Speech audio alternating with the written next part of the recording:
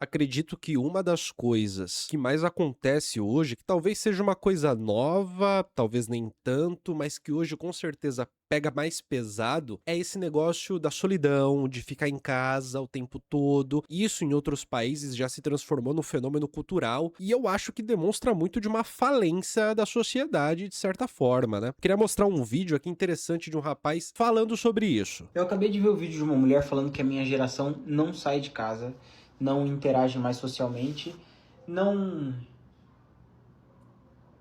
não copula, Esse é o Luan Lucena, usou o verbo copular para falar de transar. né? E aí, o que eu pensei? Eu tive uma reflexão sobre esse vídeo, anotei aqui. Todas as experiências, as possibilidades de sair de casa que eu tive, hoje em dia eu não tenho mais, porque não tem ninguém para me chamar para sair de casa, inclusive isso é muito bom. Se eu fosse sair de casa, eu teria que sair sozinho, para fazer um rolê sozinho. O que eu faria? Eu iria para uma trilha, eu iria fazer algum esporte, ou eu iria para uma livraria, ou assistir um filme no shopping. Essas coisas que eu faria. Justo, né? Assistir um filmezinho no shopping e tal, ir numa livraria, sentar numa cadeira, ler um pedacinho do livro, comprar o livro, às vezes ler ele inteiro. A antiga Livraria Cultura era muito famosa porque se você ia fazer uma coisa às 3 da tarde, aí você chegou umas 2 horas, por exemplo, você poderia ir na Livraria Cultura, pega um livro e fica 1 hora lendo ali, não compra o livro, só fica aproveitando o tempo ali, depois você guarda o livro de volta e vai pro seu rolê às 3 horas. Mas pensando no sentido que eu falei no começo do vídeo, que é sair para conhecer uma pessoa da qual eu possa me conectar,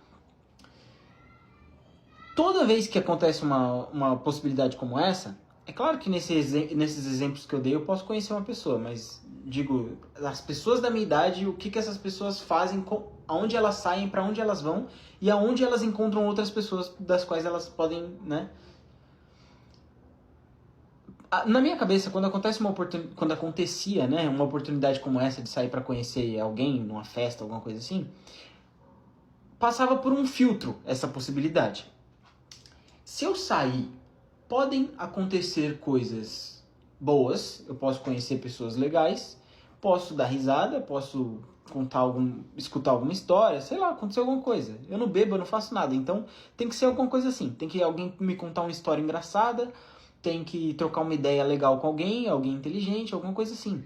Aprender algo com alguém, seria isso que eu tiraria de bom. Eu acho que por isso que eu não saio de casa. Agora eu acabei de pensar nisso, porque eu não bebo, eu não vou ficar louco, eu não vou me divertir à toa. Alguém tem que me entreter.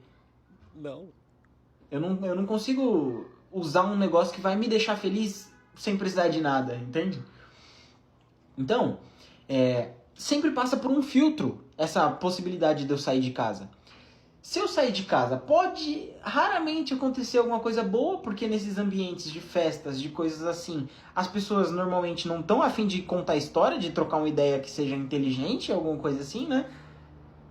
Acho que dá pra entender o que eu tô querendo dizer. Sim, Se eu não beber, se eu não usar uma droga, eu não vou ficar feliz.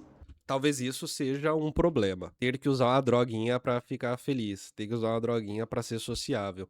O que ele tá falando, gente, pô, o Luan Lucena, ele tá se expondo na internet pra um monte de gente ver e ele tá falando algo que é muito comum, que é aquela sensação de que se eu vou sair e eu não tenho nenhum entorpecente comigo, ou eu não posso tomar um álcool, de repente não quero, não gosto de tomar um álcool, a vida fica mais triste, porque eu vou sair sozinho, de repente e tal. E é um grande tabu sair sozinho, né? Sair sozinho é meio que um tabu e muitas vezes sair sozinho dá aquela sensação de, pô, vou ficar avulso, eu não tenho nada pra fazer e tal. Bom, eu não sei se é uma questão de idade também, porque eu não lembro de sair sozinho quando eu tinha 20 e poucos anos. Mas agora com 30 e poucos, sair sozinho é uma coisa de boa.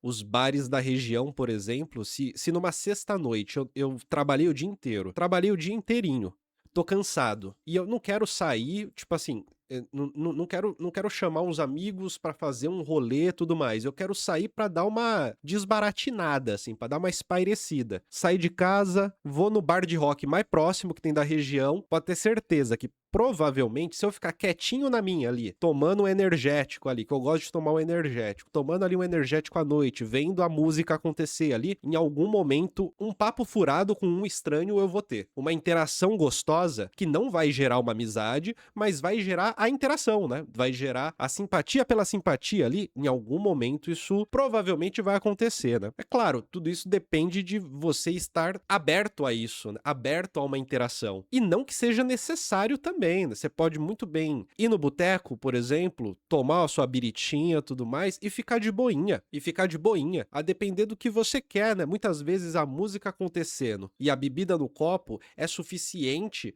já pra te dar aquele up que você precisa numa sexta-feira de muito trabalho, por exemplo. Naquela sexta-feira que, pô, eu fiquei o dia inteiro trabalhando, não sei se o que eu quero agora é ser responsável por uma interação legal com outras pessoas. Talvez o que eu queira é justamente não me responsabilizar por isso. Tomar uma biritinha, ver uma musiquinha, ficar de boinha. Se eu bater um papinho furado aqui com o cara do meu lado, com a mina do meu lado, tá de boa. Tem uma coisa que, pra mim isso é muito claro, né? Quando eu tinha 20 anos, se eu ia num bar e aí, de repente, eu trocava ideia com uma mulher, tinha um pressuposto do flerte. O pressuposto do flerte elimina a possibilidade de você ter simplesmente um papo, tá ligado? Agora com 36, se eu vou num bar e eu tô batendo papo com alguém, homem, mulher, etc., o pressuposto do flerte não existe. Só existe flerte se ele de fato acontecer, tá ligado? As pessoas reconhecem o flerte acontecendo. Elas não precisam partir do pressuposto que ele está acontecendo. Elas simplesmente reconhecem ele acontecendo enquanto ele acontece, se for o caso. Ou seja, a possibilidade de você colar num bar, trocar ideia com uma pessoa estranha do seu lado, que você nem precisa se apresentar, e é um papo que você nem vai carregar o piano, sabe? Carregar o piano de entreter alguém ou de ser entretido é muito maior. Não sei se é uma coisa da idade, mas percebo que é algo que é mais fácil de acontecer. E é muito gostoso, particularmente, assim. Não sei vocês, mas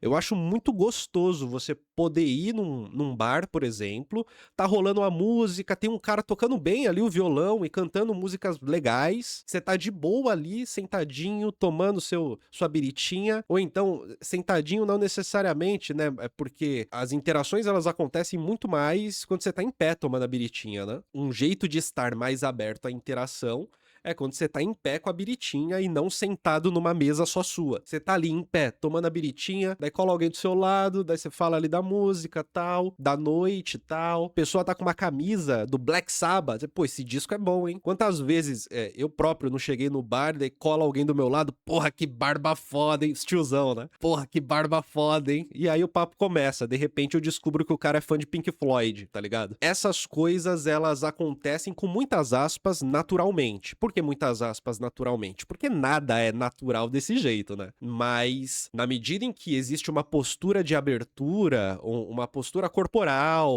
um sorriso no rosto, né? Aquela simpatia gratuita, essas coisas vão acontecer. E, de novo, ninguém é obrigado a estar numa postura aberta. Você pode querer curtir uma noite com gente ao redor, ver a noite acontecendo, sentir a noite acontecendo, sem que você precise interagir, sem que você precise entrar de cabeça nela. É uma possibilidade também. E, de novo, faz muito bem também, né? Também faz bem ter esse momento de desbaratinar um pouquinho, esse momento de desopilar um pouquinho, é gostoso. O lance é que, tipo assim, né, o rolê do shopping, ir pra um rolê pra encher a cara, ou esperar que alguém te entretenha com uma boa história, eu acho que essa é uma expectativa, muitas vezes, que é uma dramatização de uma coisa ideal que poderia acontecer. Porque eu tenho a impressão de que a vida real tá acontecendo de um jeito que a gente não só não tem controle, como exige da gente essa chance de abrir a margem para o que for acontecer. Eu tenho essa impressão. Vamos continuar aqui com o Luan, que fez esse vídeo muito legal pra gente poder reagir. Né? E aí, não tem por que eu sair. Então é raro que em alguma situação como essa de eu sair de casa, eu vou me entreter, eu vou aprender alguma coisa, eu vou ter uma história pra contar que não seja ruim.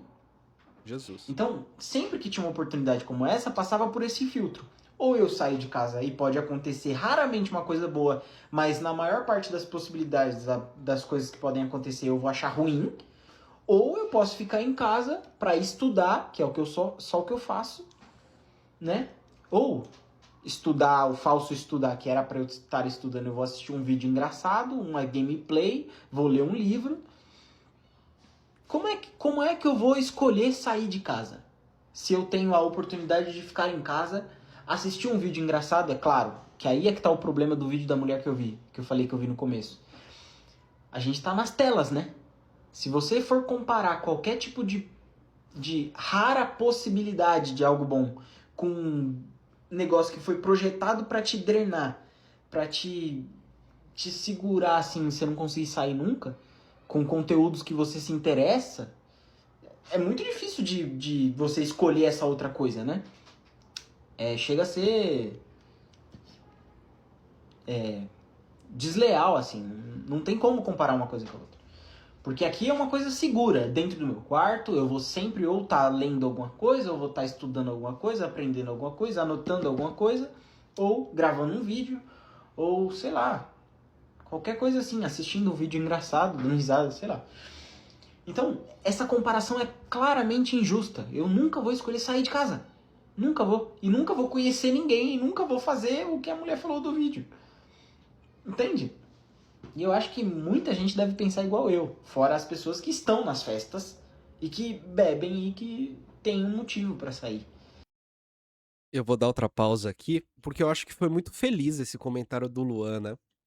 Eu acho que foi muito feliz. Ele, inclusive, poderia gravar mais vídeo, né? Ele fala de um jeito que é muito didático e leve de se compreender o que ele tá dizendo. Eu acho que as telas, elas acabam entregando uma satisfação que faz parecer que substitui a interação real. Só que eu entendo que não substitui. Porque tem uma coisa que é interessante. Se existe um medo de não saber exatamente o tipo de interação que você vai encontrar, um medo não, mas um receio, tipo isso. Por outro lado, é esse receio, é essa aleatoriedade que muitas vezes, ao ser ressignificada, passa a ser aquilo que é gostoso de se passar. Eu não sei exatamente o que vai acontecer se eu for num lugar onde as pessoas interagem e de repente que eu vou acabar interagindo. Eu não sei exatamente o que vai acontecer, mas talvez parte da graça seja essa. É compreensível que muitas pessoas fiquem inseguras nessa coisa de não saber exatamente o que vai acontecer. Mas talvez essa seja uma questão, um ponto, né? A insegurança perante aquilo que não pode ser controlado versus a noção de que, mesmo sem poder controlar, a gama de possibilidades ainda está dentro de uma coisa razoável. Uma coisa razoável que eu posso chegar ali e lidar com ela com algum jogo de cintura. Calma aí, minha gente, deixa eu botar os comentários na tela. Gabriel diz, não necessariamente em bar, mas não fico mais pensando se pertenço aos ambientes ou não. Não me sinto pressionado a estar acompanhado, etc. O que importa é estar bem comigo mesmo, né? Ou então pressionado a agir de uma forma ou de outra. Perfeito, né? Porque é aquela coisa, não pedir licença para existir. Isso é importantíssimo. Me parece que viver expandindo a energia, viver na expansão, envolve não pedir licença para existir. O Tomás diz. É nessa que a gente vê a diferença do bar e do botequim. No bar as pessoas vão pra interagir, no botequim é pra beber sofrendo coletivamente em silêncio. É uma multiplicidade de indivíduos, não necessariamente uma coletividade. Que não seja aprender algo, contar uma história, escutar uma história, criar uma história. Porque, parando pra pensar agora, a maioria das histórias que eu escuto das pessoas são sempre das pessoas bêbadas. Ou. É isso, cara. Fez alguma merda, ou aconteceu alguma coisa engraçada com outra pessoa bêbada, ou sei lá, cara. Para quem gosta de antropologia, eu sugiro pegar qualquer etnologia, qualquer livro de etnologia. Qualquer livro em que o antropólogo ele participou, fez as suas observações e escreveu o livro. Em algum momento, ele vai descrever certas interações cujo objetivo delas não é chegar em algum lugar, mas o objetivo é só a congregação entre os indivíduos. Ou seja, aquilo que eles estão falando não serve para resolver um problema, não serve para ser uma história elaborada, serve meramente para a própria integração dos indivíduos que estão participando. É aquilo que a gente poderia chamar, que no nosso dia a dia o comum de se dizer é papo furado, um papinho furado. Papo furado pode ter um sentido de um papo ruim, mas também tem um sentido, o papo furado, daquele papinho que ele não vai levar a nada, mas ele gera uma satisfação cordial. Ele gera uma cordialidade que azeita a relação, que evita o silêncio, mas não só não evita de maneira assim, para evitar o constrangimento. Ele evita o silêncio para gerar integração. Isso é uma coisa muito interessante e muito normal. Eu acho que as experiências que eu tive até hoje não me favorecem para querer ter novas experiências. Porque a única coisa que eu conheço até hoje são coisas desse tipo. E eu já entendi que não é isso que eu quero. Como é que eu vou sair de casa? Não vou sair de casa. Não faz sentido pra mim. Não faz nenhum sentido. E esse é o problema. Eu tava pensando sobre isso, até anotei aqui. As experiências humanas, essas histórias que as pessoas contam, são justamente imprevistas. Né? São imprevistos. São coisas que acontecem sem ninguém estar esperando. Ninguém planejou ficar doidão e fazer uma cagada ou assistir alguém fazendo uma cagada. Não acontece. As experiências humanas que viram histórias no final são imprevistas. E eu acho que justamente elas são memoráveis. A gente se lembra delas porque elas foram imprevistas. Porque você não estava esperando aquilo acontecer e aquilo aconteceu. E isso nunca vai acontecer dentro de casa. Porque tudo que acontece aqui é previsto. Ou eu vou assistir um vídeo. Não. Ou eu vou ler um livro. Ou eu vou escrever alguma coisa. Ou eu vou fazer um vídeo. Não vou ter história pra contar nunca. Tem o que fazer. E pra mim tá ótimo também. Sei lá. Não sei se faz sentido. Faz. Machuquei aqui. Machucou. Acho que ele conseguiu ir no centro da coisa, né? É que nos ambientes controlados do nosso dia a dia, a gente vai ter as mesmas interações controladas do dia a dia, né? E talvez a humanidade se encontra principalmente na aleatoriedade e não na reprodução dos mesmos modelos de atividade, de interação e por aí vai. Talvez esteja um pouco aí, um pouco nesse lugar. Kaique diz, é um pouco generalizado, nem todas as experiências giram em torno de ficar doidão. Ah, sim, não. O cara tá fazendo ali quase um desabafo também, né? Faz parte. Mas é isso, minha gente.